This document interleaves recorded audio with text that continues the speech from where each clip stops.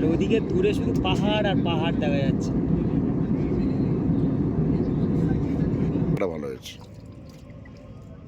এই ডাল লেকের এটা হলো মোগল গেট, আর এটা 400 বছর পুরনো। যাচ্ছে তো যেহেতু তুলে দিলাম, দেখো বড়গুলো। আর এই যে গাছগুলো দেখা যাচ্ছে জলে, এগুলো সব পদ্ম গাছ। কিন্তু হচ্ছে মনে হচ্ছে ক্যামেরা না অফ করে এইভাবেই মানে ক্যামেরা বন্দি করে রাখি এই দৃশ্যগুলোকে। হ্যাঁ, না কাল সকালে বেরিয়ে যাবো। কিন্তু যত সম্ভব মনে হয় দেখো টেক অফ করে গেল। হ্যালো, আজকের আবার সবাইকে নতুন ভিডিওতে স্বাগত। আজকের কিন্তু একটা অন্যরকম একটা জার্নিতে যাচ্ছি, সেটা হলো তীর্থস্থানে। কোন তীর্থস্থানে যেতে যেতে সব বলবো। আর নতুন ভিডিওতে সবাইকে স্বাগত।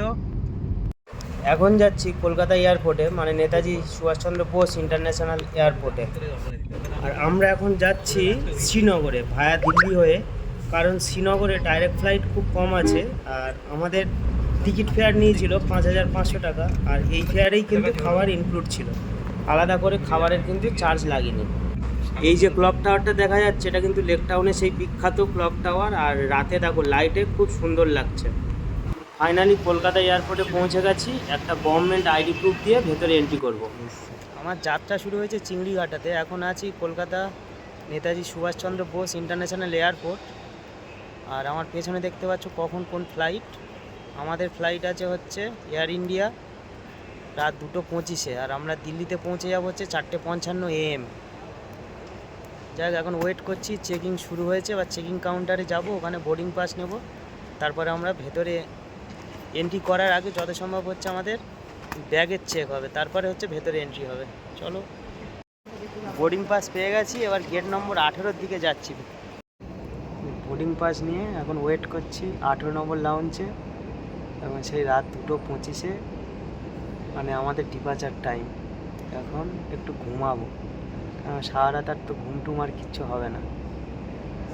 সবাই এখানে ঘুমাচ্ছে বসে, আর আমি জেগে আছি। আমাদের একসাথে 2টো বোর্ডিং পাস দিয়ে দিয়েছিল, কারণ আমাদের দিল্লি এয়ারপোর্ট থেকে আর বোর্ডিং পাস নিতে হবে না। ওখানে গিয়ে শুধু চেকিং করেই আমরা বোর্ডিং করতে পারবো। লাইফে ফার্স্ট টাইম মানে ফ্লাইটে চড়েছি, একটু এক্সাইটেডমেন্ট লাগছিল। একটা জিনিস বলার, যে ব্যাগেজ যেটা মানে আপনাদের কাছে থাকবে না, সেই ব্যাগেজ কিন্তু 15 কেজি হতে হবে, এবং ওতে কোনো ইলেকট্রনিক্স ডিভাইস থাকবে না। আর কাছে যে ব্যাগটা থাকবে সেটার ওজন হতে হবে 7 কেজি। 7 কেজির বেশি হলে কিন্তু এক্সট্রা চার্জেস লাগবে। আমাদের ফ্লাইট কিন্তু ঠিক সময় মতো রানওয়েতে ফাইনাল রান নিয়েছিল টেক অফ করার জন্য, এবং সময় মতো টেক অফও করে গেছিলো। আমাদের কারোর কিন্তু উইন্ডো সিট ছিল না। যখন বোর্ডিং পাস নিচ্ছিলাম তখন ওনাদেরকে রিকোয়েস্ট করেছিলাম যে উইন্ডো সিট অ্যারেঞ্জ করার জন্য। ওনারা বলেছিল একটা মাত্র উইন্ডো সিট হবে, তা আমরা তাতেই রাজি হয়েছিলাম, এবং যে উইন্ডো সিটটা আমি নিয়েছিলাম। যাই হোক, যারা উইন্ডো সিট কাটবে না ওনাদেরকে রিকোয়েস্ট করলে কিন্তু উইন্ডো সিট যদি অ্যাভেলেবেল থাকে কিন্তু ওরা অ্যারেঞ্জ করে দেবে। যাই হোক, যখন টেক অফ করার পরে উপর থেকে কিন্তু আমাদের এই সুন্দর আলোক ঝলমলিত রাতের শহরটাকে, কলকাতা শহরটাকে খুব সুন্দর দেখতে লাগছে।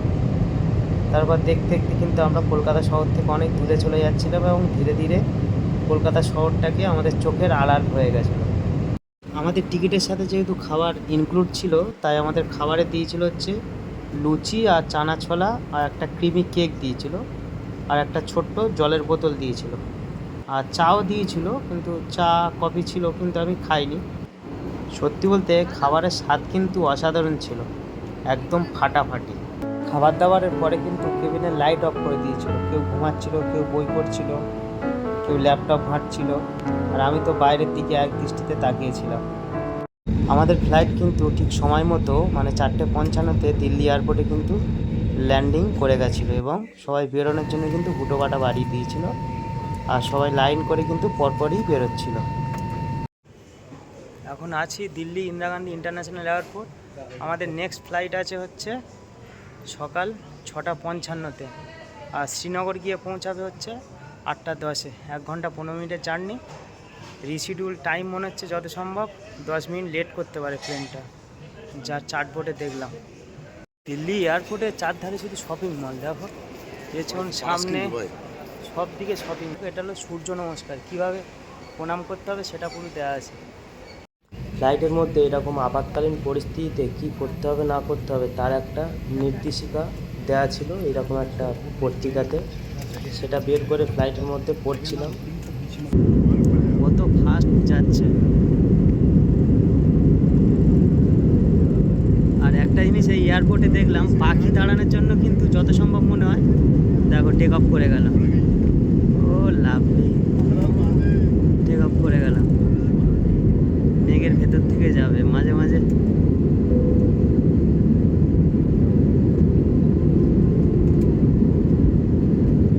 দিল্লি শহরটাকে দেখো,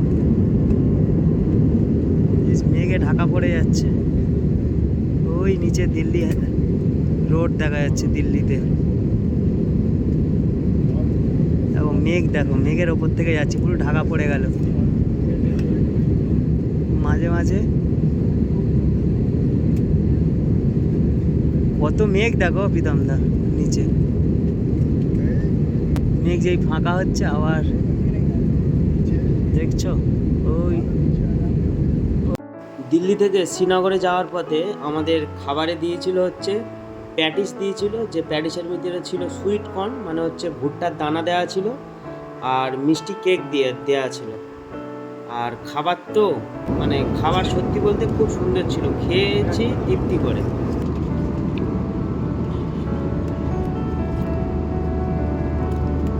সুস্বাদু খাবার, দারুণ টেস্ট, দারুণ। আমাদের যাত্রাপথ যেহেতু কলকাতা থেকে শ্রীনগর ছিল ভায়া দিল্লি হয়ে, দিল্লি থেকে মানে 10 মিনিট লেটে ফ্লাইট ছেড়েছিল, মানে 7:10-এ।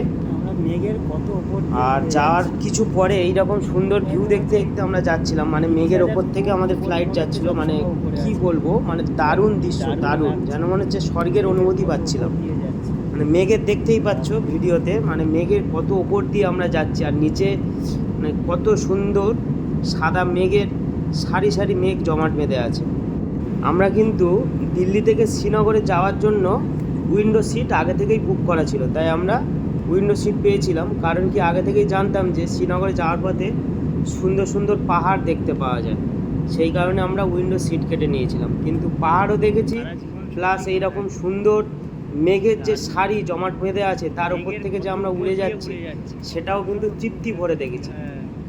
লাইফের ফার্স্ট টাইম কিন্তু আমাদের ফ্লাইট চড়ার অনুভূতি কিন্তু দারুণ ছিল। আর তার সাথে মানে এয়ার ইন্ডিয়ার মানে যে ক্রুরা আমাদের যেভাবে হেল্প করেছে সমস্ত কিছুতে, মানে দারুণ, ওদের ব্যবহারও খুব সুন্দর ছিল, দারুণ দারুণ। নিচে পাহাড় দেখা যাচ্ছে, আর পাহাড়ের মাঝখান থেকে একটা সরু নদী বয়ে গেছে, অনেক উপর থেকে তো তাই সরু দেখা যাচ্ছে, আর দূরে কত পাহাড় দেখা যাচ্ছে, দারুণ লাগছে দেখতে। প্লেন এবার নিচে নামছে ধীরে ধীরে, এবং মেঘগুলো আমাদের হাতের কাছে চলে আসছে, বাট আমরা ধরতে পারবো না। আমরা শ্রীনগরে চলে এসেছি। শ্রীনগরের এয়ারপোর্টের মানে ল্যান্ডিং করার ঠিক কিছু আগে অ্যানাউন্সমেন্ট করে বলে দিল যে ভিডিওগ্রাফি ফটোগ্রাফি শ্রীনগর এয়ারপোর্টের একদম স্ট্রিক্টলি প্রহিবিটেড। এমনকি হচ্ছে ল্যান্ডিং করার আগেই হচ্ছে ফ্লাইটের হচ্ছে যে উইন্ডো যে শাটারগুলো সব বন্ধ করে দিয়েছিল, যাতে আমরা বাইরে না কেউ দেখতে পারি। যাই হোক, শ্রীনগর এয়ারপোর্ট থেকে নেমে বাইরে, শ্রীনগর এয়ারপোর্ট থেকে বাইরে বেরোলেই প্রিপেড ট্যাক্সি আছে, প্রিপেড ট্যাক্সি বুক করলাম, 1440 টাকা নিল। ডাল লেক, এখন ডাল লেকের ওখানে একটা হোটেল আছে, সেই হোটেলে উঠবো, আমাদের যদিও বুক করা আছে। আর আজকের আমরা এখানে রাত্রি নিবাস হবে এই ডাল লেকের পাশে। ডাল লেকে যদি সেরকম টাকা পয়সার সাধ্যের ভিতরে হয় তাহলে বোটিং করবো, না হলে আর বোটিং হবে না, তাই তো।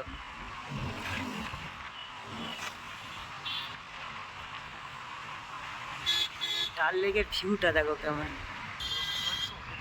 বিশাল বড়, আর দুই সাইডে পাহাড়, আর দেখো এখানে সব বোটিং ফোটিং হচ্ছে, আর সেই দূরে দূরে ছোট্ট ছোট্ট নৌকা।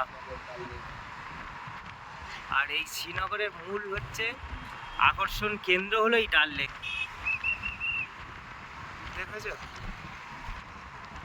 দারুণ দেখতে লাগছে। আর আমাদের মানে বোট ফোট খাড়া হয়ে আছে, এত জোরে হাওয়া হচ্ছে কি বলবো।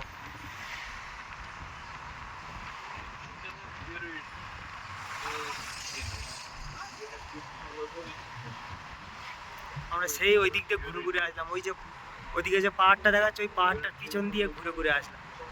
ডাল লেকের তো বিশাল এরিয়া নে ডাল লেক, আর এই ডাল লেক হচ্ছে ডিসেম্বর জানুয়ারি মাসে পুরো বরফ জমে যায়, মানে জলের ওপরের লেয়ারটা পুরো বরফ জমে থাকে, মানে শেষ হচ্ছে না তো ডাল লেক। আর সেফ ডাল লেক এখানে লেখা ছিল অবশ্যই। আর এই শ্রীনগরের প্রাণকেন্দ্র হলো ডাল লেক।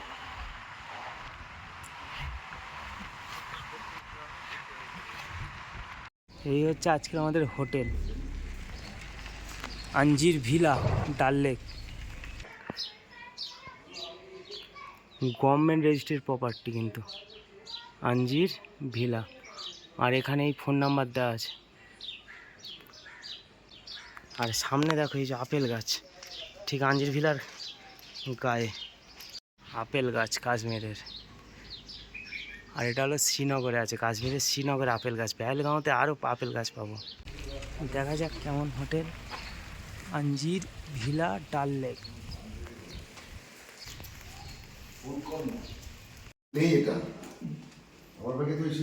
আর এটাই হলো রিসেপশন, রিসেপশনটাও দারুণ। দেখো কত সুন্দর এই আঞ্জিরা ভিলা, দারুণ।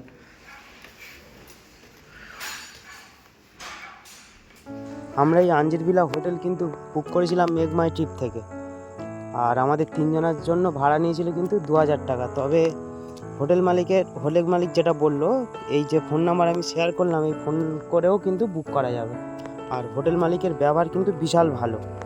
আঞ্জির ভিলাতে আমরা যে রুমটা নিয়েছিলাম, রুমটা দেখতেই পাচ্ছ কত সুন্দর, ডেকোরেশন খুব সুন্দর ছিল, মেঝেতে কার্পেট ছিল, যে বেড ছিল 3 জন শোয়ার মতন বেড, আর টয়লেট ছিল খুব সুন্দর, ওয়েস্টার্ন টয়লেট ছিল, বেসিন ছিল, শাওয়ার ছিল, তারপরে হচ্ছে গিজার ছিল যারা শীতের দিনে আসবে। আর বাইরের ভিউ তো দারুণ ছিল, বাইরে হচ্ছে জানলা খুললেই হচ্ছে পাহাড় আর পাহাড় দেখা যাচ্ছিল দূরে। আর আপেল গাছও ছিল পাশে, তবে একটু দূরে ছিল, ওগুলো সব বাড়িতে আপেল গাছ। এই আঞ্জির ভিলার লোকেশান কিন্তু নিশাদ মার্কেট HDFC ব্যাংকের ঠিক গা লাগোয়া গলিতে। তবে গুগল ম্যাপে আঞ্জির ভিলা লোকেশান মারলেই দেখিয়ে দেবে শ্রীনগরের কোথায় আছে। আমরা এখন আছি নিশাদ মার্কেট কমপ্লেক্সে, ডাল লেকের ঠিক পাশে। দেখো, আর এই ডাল লেকের ভিউ দেখো চারধারে, এখানে ছোট ছোট বোট আছে কিন্তু এখানে প্রাইস অনেক। আর এখানে ফোয়ারা দেখো পুরো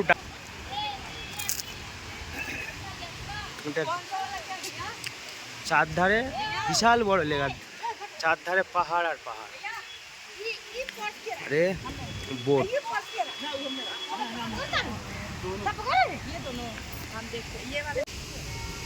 দেখুন ঘড়িতে টাইম দেখো 6:48 PM।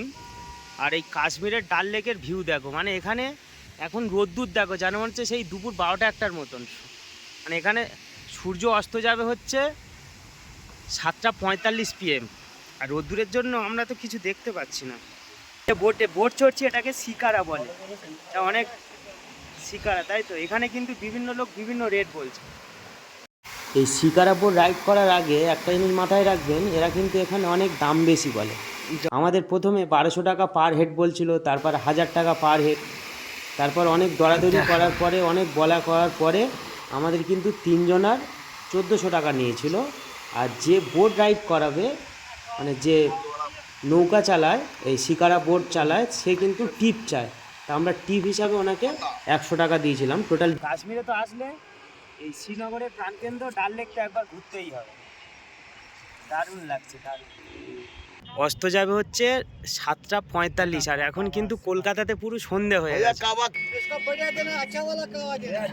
কাবা কাবা শাही कावा, एक कप 50 रुपया है ना। শ্রীনগরের ডাল লেকে শিকারা রাইড করতে করতে এই বিখ্যাত কাবা স্বাদ নিতে কিন্তু ভুলো না, খুব দারুণ লাগবে টেস্ট করলে। हाँ जी, अभी आप पेमेंट कुछ ज्वेलरी वॉलरी कुछ बीबी शीबी के लिए लेना ना कुछ। बीबी अभी तक गुवाहाटी अरे हो जाएगा, ये ले जाएगा, हो जाएगा। পুরো লাল হয়ে গেছে, ডুবে যাচ্ছে তো আমি যেহেতু। যা তুলে দিলাম দেখো ফটোগুলো। আর এই যে গাছগুলো দেখা যাচ্ছে জলে, এগুলো সব পদ্ম গাছ, কিন্তু সব পদ্ম গাছ। দেখো পদ্ম পাতা এরকম গোল গোল হয়, পদ্ম কিন্তু সব এখন ফোটা বন্ধ হয়ে গেছে। দেখো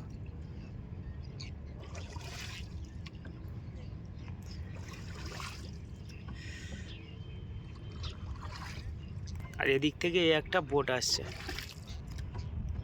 এই জায়গাটাকে দেখো, মাঝখানে এরকম ব্রিজ মতন একটা করা আছে ডাল লেকের মাঝখানে। আর এই যে গেটটা দেখা যাচ্ছে, এই গেটটার নাম বলছে মোগল গেট, আর এটা 400 সাল পুরানো। ডাল লেকের মোগল গেট ক্রস করছি, যেটা 400 বছর পুরনো। দেখতেই পাচ্ছ কিছু কিছু জায়গায় হচ্ছে ভেঙে গেছে, কোনা ফোনাগুলো ভেঙে গেছে। দেখো এই যে দেখা যাচ্ছে কোনা ভেঙে গেছে। আর ডাল লেকে কিন্তু বোটিং করার সঠিক সময় কিন্তু বিকালের দিকে, যখন সূর্য অস্ত যাবে সেই সময়, কারণ ওয়েদারটাও খুব ভালো লাগবে, দারুণ লাগবে। কিন্তু আমাদের এই বোটিং টাইম কিন্তু ছিল 1 ঘন্টা, 1 ঘন্টাতে নিয়েছিল কিন্তু 1400 টাকা। এই সাইডটা শুধু পদ্ম ফুল গাছ, যত দেখা যাচ্ছে এই ডাল লেকে এগুলো কিন্তু সব পদ্ম ফুল। আর এই ফুল ফোটে সকাল 6টা বা সন্ধে হবে, সূর্য ডুবে যাবে, এরাও ওদের পাপড়ি বন্ধ করে দেবে।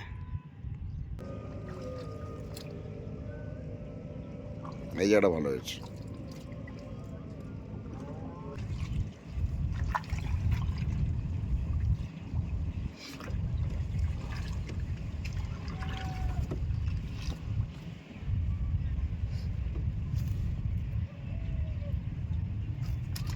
সূর্য এবারে অর্ধেক ডুবে গেছে, এবার অস্ত যাচ্ছে। আর মনে হচ্ছে 10-5 মিনিটে অস্ত যাবে।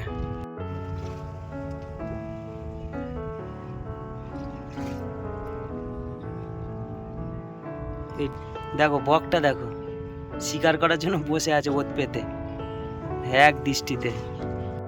ডাল লেক কিন্তু এত বড় এরিয়া নিয়ে আছে, যেটা একদিনে ঘুরে দেখা সম্ভব নয়। আমরা তো ফ্লোটিং মার্কেট যেটা আছে সেদিকে যাইনি। আবার এই ডাল লেকে কিন্তু হাউস বোট ভাড়া নেওয়া যায়, রাতে ওই হাউস বোটে কিন্তু থাকা যায় এবং খাবার দাবার সমস্ত কিছু দেয়, সেদিকেও আমরা যেতে পারিনি। এই ডাল লেকের গভীরতা কিন্তু 20 ফুট, মানে হচ্ছে 6 মিটার।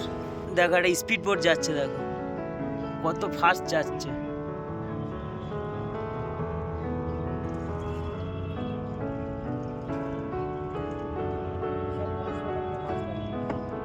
আচ্ছা, হ্যাঁ 8টা বেজে গেছে এখনো আলো। আর এখনো আলো, মানে এখানে সবে সন্ধে হলো।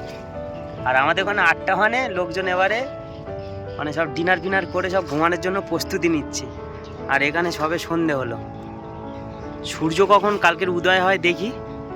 এখন বাজে হচ্ছে 8টা, আর আজকের তারিখ হচ্ছে 1 জুলাই। আর মার্কেটটা এটা হলো নিশাদ কমপ্লেক্স মার্কেট। আর এই নিশাদ কমপ্লেক্স মার্কেট থেকে আমরা এই বোট ভাড়া নিয়ে চলেছি। আর এটাই হলো কাশ্মীরের ঐতিহ্য, আমরা যে বোটে চলছি শিকারা। আর এখানে দেখো সব বোট দাঁড়িয়ে আছে ডাল লেকে।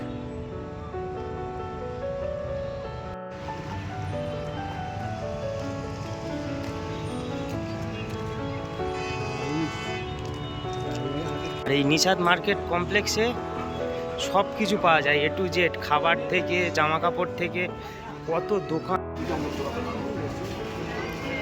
পুরো মার্কেটে এসছে। এই দোকান থেকে আমরা ভেজ পোলাও নিচ্ছি 240 টাকা প্লেট, মানে খাবারের দাম অনেক।